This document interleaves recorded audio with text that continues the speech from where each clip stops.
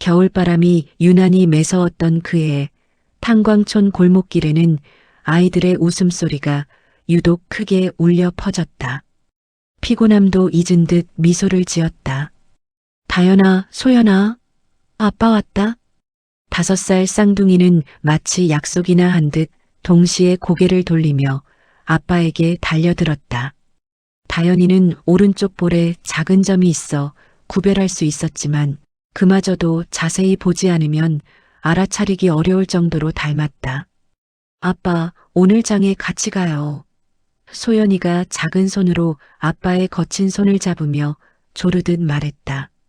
서미정이 부엌에서 나오며 앞치마에 손을 닦았다. 애들아, 아빠는 피곤하시니까 우리만 다녀올게. 괜찮아요, 여보. 아이들이 가고 싶다는데. 태식이 아내의 어깨를 가만히 어루만지며 말했다. 하지만 미정의 표정에는 걱정이 스쳐 지나갔다. 요즘 마을에 이상한 소문들이 돌고 있었다. 아이들이 사라진다는 불길한 이야기들이. 다음 날 아침 장날이었다. 미정은 결국 아이들을 옆집 김아주머니에게 맡기기로 했다. 잠깐만이에요, 아주머니. 1시간이면 돌아올게요. 걱정 마세요. 우리 잘 놀고 있을 테니까요. 김아주머니는 환한 미소로 쌍둥이의 머리를 쓰다듬었다. 다연이와 소연이는 아주머니 손을 잡고 마당에서 무궁화꽃이 피었습니다. 놀이를 하며 깔깔거렸다. 마지막으로 본 아이들의 모습이었다. 2시간 뒤 급히 돌아온 부모의 비명소리가 마을 전체를 뒤덮었다. 마당에는 머리에서 피를 흘린 채 기절해 있는 김아주머니만이 있었고 아이들은 온데간데 없이 사라져 있었다. 검은 승합차에서 남자들이. 김아주머니는 정신을 차리자마자 떨리는 목소리로 중얼거렸다. 그녀의 눈에는 아직도 그때의 공포가 생생히 남아 있었다. 25년이라는 세월은 강원도 탄광촌의 풍경을 완전히 바꿔놓았다. 석탄 산업이 사양길에 접어들면서 사람들은 하나둘씩 떠났고 한때 아이들의 웃음소리로 가득했던 골목길은 을씨년스럽게 변했다. 하지만 윤태식 부부에게는 25년 전 그날이 어제 일처럼 선명했다. 대전으로 이주한 후에도 그들의 하루는 언제나 아이들을 찾는 일로 시작되고 끝났다. 미정은 매일 아침 일어나자마자 아이들 사진을 품에 안고 거리로 나갔다. 지나가는 사람들에게 사진을 보여주며 우리 딸들 본 적 있나요? 라고 물어보는 것이 그녀의 일과였다. 아가씨, 실례지만 우리 딸들 좀 봐주세요. 25년 전에 실종됐는데 지금쯤이면 이렇게 컸을 거예요. 미정이 손에 든 것은 몽타주 전문가가 그려준 성장 예상도였다. 20대 후반이 된 딸들의 모습을 상상해서 그린 그림이었다. 하지만 지나가는 사람들은 대부분 고개를 저으며 발걸음을 재촉했다. 태식은 전국의 경찰서와 연락을 취하며 미제 사건 자료를 뒤졌다.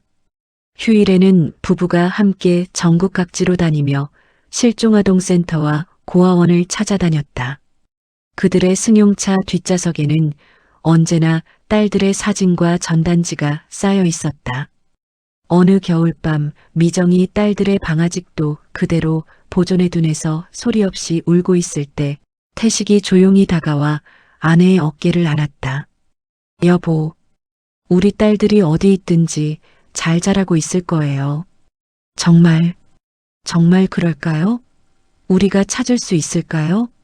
미정의 목소리는 25년간의 절망으로 메말라 있었다. 하지만 그들은 포기하지 않았다. 포기할 수 없었다. 부산 해운대구의 한 요양병원 3층 특실에는 이상호 74세가 홀로 누워 있었다. 한때 부산 건설업계의 큰손이었던 그는 이제 치매로 인해 과거와 현재를 구분하지 못했다. 하지만 이상하게도 25년 전에 어떤 기억만큼은 더욱 선명해지고 있었다. 간호사님. 밤 2시 이상호에 가는 목소리에 야간 간호사 정혜진이 급히 달려왔다. 그의 얼굴은 창밖 가로등 불빛에 창백하게 드러나 있었고 눈에는 눈물이 고여 있었다. 왜 그러세요, 할아버지? 쌍둥이. 내가 데려온 애들이야. 혜진은 처음엔 평소처럼 치매 증상으로 생각했다. 하지만 이상호의 표정은 달랐다. 지금까지 봐왔던 막연한 혼돈과는 달리 그의 눈에는 구체적인 죄책감이 서려 있었다. 할아버지, 무슨 말씀을 하시는 거예요? 강원도 탄광촌에서 검은 승합차로. 이상호는 떨리는 손으로 침대 옆 서랍을 가리켰다. 서랍, 맨 아래, 봉투. 혜진이 서랍을 열자 오래된 갈색 봉투 하나가 나왔다. 안에는 1976년 신문 스크랩과 아이들 사진, 그리고 손으로 쓴 메모들이 들어 있었다. 쌍둥이 실종 사건 마이너스 강원도 5호 탄광촌. 다연, 소연, 서준, 서연으로 개명. 브로커 김호호에게 지불한 금액 500만 원. 혜진의 손이 떨렸다. 이것은 망상이 아니었다. 너무나 구체적이고 상세했다. 다음 날 아침 혜진은 더 이상 망설이지 않고 부산 서부경찰서에 신고했다. 부산 서부경찰서 강력계 박민우 형사는 30년 경력의 베테랑이었지만 이상호의 고백을 듣고는 말문이 막혔다. 치매 노인의 침상 앞에 앉아 녹음기를 켜둔 채 25년 전 진실을 들어야 하는 상황이 무겁게 다가왔다. 1977년 내 나이 50이었을 때 이상호는 가끔씩 현재로 돌아오는 의식 중에 이야기를 이어갔다. 그의 목소리는 떨렸지만 기억은 놀라울 정도로 선명했다. 건설업이 한창 잘 될 때였어요. 대기업들과 계약을 맺으려면 가정이 있어야 했거든요. 신뢰할 수 있는 가장이라는 이미지가. 하지만 우리 부부는 아이가 없었어요. 박 형사는 메모를 하며 조심스럽게 물었다. 그래서 입양을 생각하신 거죠? 입양이 아니라. 이상호의 눈에서 또다시 눈물이 흘렀다. 브로커를 통해서 아이들을 샀어요. 당시 이상호의 건설회사는 부산 신도시 개발 사업에 참여하려고 했다. 하지만 대기업 파트너들은 가족이 있는 안정된 경영자를 원했다. 불임으로 자식이 없었던 이상호 부부는 초조했고 결국 돈으로 아이들을 구매하기로 결정했다. 김 씨라는 브로커가 강원도에 가면 가난한 집 아이들을 데려올 수 있다고 500만 원이면 쌍둥이도 가능하다고 했어요. 1976년 당시 500만 원은 서울 강남 아파트 한 채 값에 맞먹는 거금이었다. 그날 그 집에 갔을 때 이상호는 말을 잇지 못하고 흐느꼈다. 아이들이 마당에서 놀고 있었어요. 너무 예쁘고 해맑았는데 브로커들이 아주머니를 기절시키고 아이들을 억지로.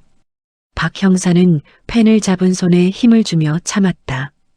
부산으로 오는 차 안에서 아이들이 계속 울었어요. 엄마 아빠 하면서. 그때 마음을 바꿨어야 했는데 이미 계약서에 사인을 한 후였어요. 이상우와 아내는 아이들에게 새 이름을 지어줬다.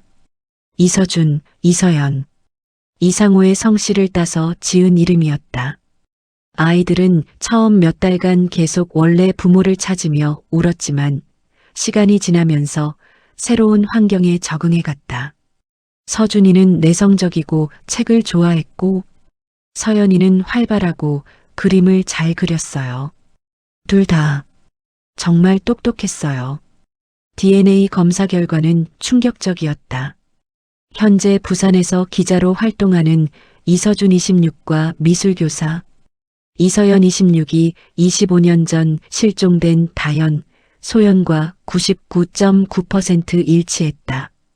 2001년 12월 15일 부산 서구의 한 상담센터.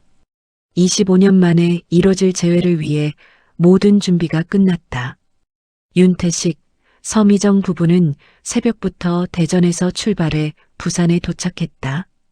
미정은 떨리는 손으로 25년 전 딸들이 입고 있던 옷과 똑같이 만든 옷을 가방에서 꺼냈다. 정말 우리 딸들이 맞을까요? 미정의 목소리는 기대와 두려움이 뒤섞여 있었다. 상담실 반대편에는 이서준과 이서연이 앉아 있었다. 둘 다 25년간 자신들을 키워준 이상호를 아버지라고 생각해왔기에 혼란스러워했다. 우리가 정말 납치된 건가요? 서연이 형인 서준의 손을 꼭 잡으며 물었다. DNA는 거짓말을 하지 않아. 서준의 목소리는 침착했지만 눈빛은 흔들렸다.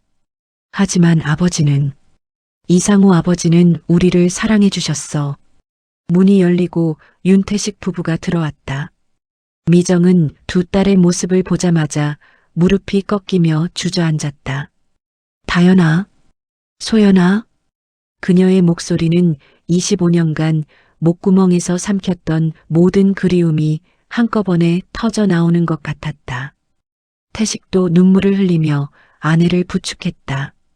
서준과 서연은 얼어붙은 듯 움직이지 못했다. 그들 앞에 선 사람들이 진짜 부모라는 것을 머리로는 이해했지만 마음은 쉽게 받아들여지지 않았다. 죄송해요. 서준이 먼저 입을 열었다. 기억이 나지 않아요. 괜찮다, 아가야. 태식이 눈물을 닦으며 말했다. 25년이라는 시간이 우리 모두에게 큰 상처였구나.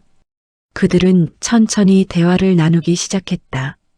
미정은 가져온 사진들을 보여주며 쌍둥이가 태어났을 때부터 실종되기 전까지의 이야기를 들려줬다. 서연은 자신의 오른쪽 볼에 있는 점을 만지며 이게 다연이었던 증거인가요? 라고 물었다. 그래, 내가 다연이야. 미정이 떨리는 손으로 딸의 볼을 어루만졌다. 며칠 후 그들은 함께 이상호가 있는 병원을 찾았다. 치매로 의식이 흐려진 이상호는 가끔씩만 정신을 차렸지만 네 사람의 얼굴을 보자 무언가를 깨달은 듯했다. 미안하다. 이상호의 목소리는 바람에 사그라드는 촛불처럼 약했다. 정말 미안하다. 하지만 사랑했다. 윤태식은 놀랍게도 이상호의 손을 잡았다. 당신이 잘못을 했지만 그래도 우리 아이들을 25년간 지켜줘서 고맙습니다. 미정도 고개를 끄덕이며 눈물을 흘렸다. 아이들이 건강하게 자란 모습을 보니 미워할 수가 없어요. 서준과 서연은 두 아버지 사이에서 복잡한 감정을 느꼈다. 하지만 시간이 지나면서 그들은 특별한 결정을 내렸다. 우리는 두 아버지를 모두 아버지라고 부르고 싶어요. 서연이 말했다. 생물학적 아버지와 키워주신 아버지. 둘 다 우리에게는 소중한 분이니까요. 2002년 새해 네 사람은 새로운 가족의 형태를 만들어갔다. 서준은 기자로서 실종 아동 문제를 다루는 기사를 쓰기 시작했고 서연은 미술을 통해 자신의 복잡한 감정을 표현했다. 윤태식과 미정 부부는 대전과 부산을 오가며 잃어버린 25년을 조금씩 채워나갔다.